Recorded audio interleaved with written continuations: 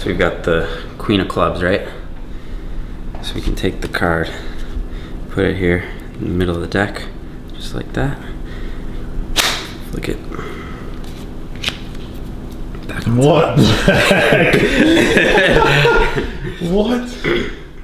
We can take it, we can put it right here in the middle of the deck, just like that. Flick it a couple times.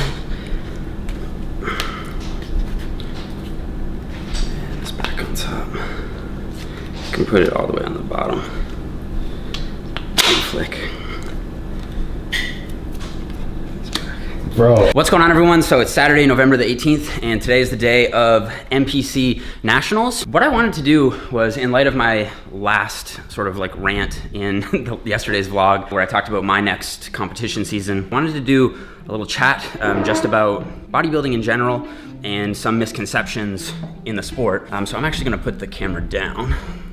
Okay, so in bodybuilding, unlike a lot of other sports, especially Olympic sports, you actually have two streams of competition. One stream, drug tests quite rigorously, so usually that's through urinalysis, maybe blood testing, and usually polygraph testing, which is another can of worms, but I basically see polygraph testing as sort of like a deterrent. If you're legitimately using, you're probably not gonna wanna have to try to fake and pass a polygraph test. Even though it's not the most accurate thing in the world, I think it does still reduce the number of steroid users that there are or might be from trying to just pass a piss test. It's like another barrier to entry sort of thing. And then you also have a stream of bodybuilding where they don't test and everyone knows they don't test. If you want to use performance enhancing drugs, this is the stream that you should compete in. In the general public, I feel like this is much less known.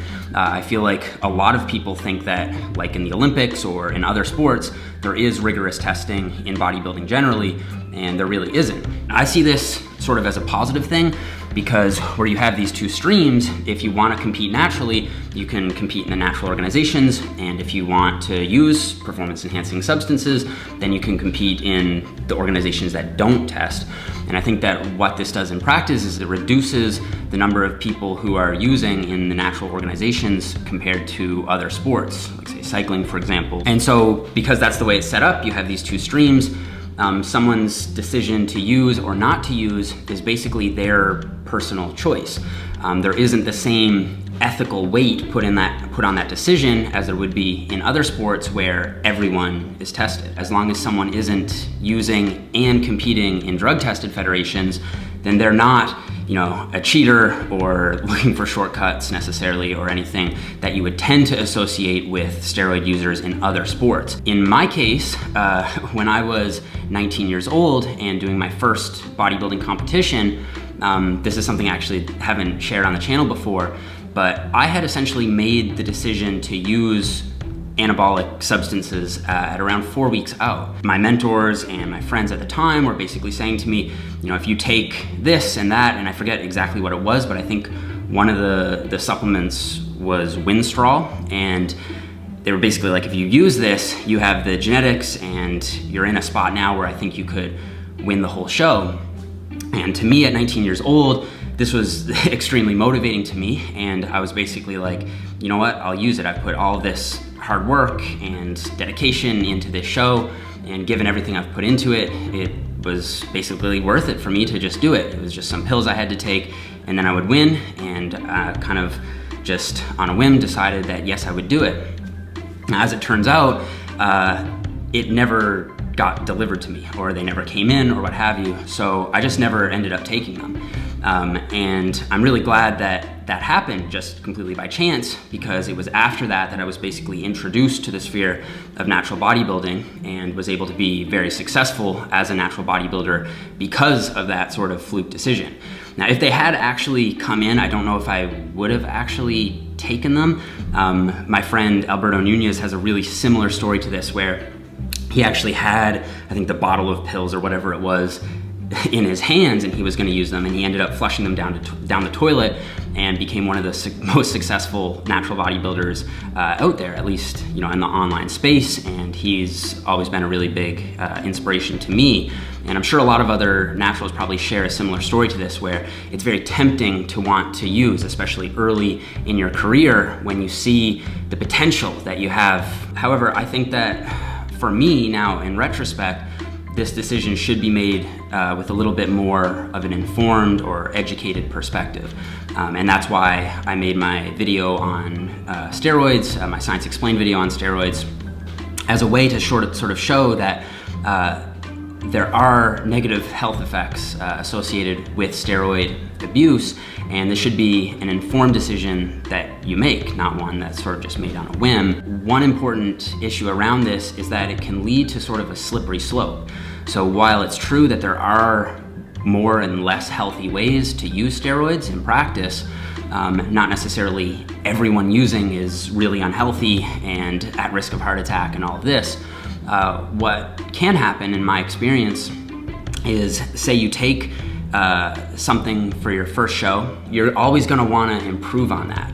And so I find what can happen is, instead of focusing on perfecting your training and your diet, you can become hyper-focused on the pharmacology. And basically what this means in practice is you just have to take more and more drugs to sort of make your physique more impressive from show to show.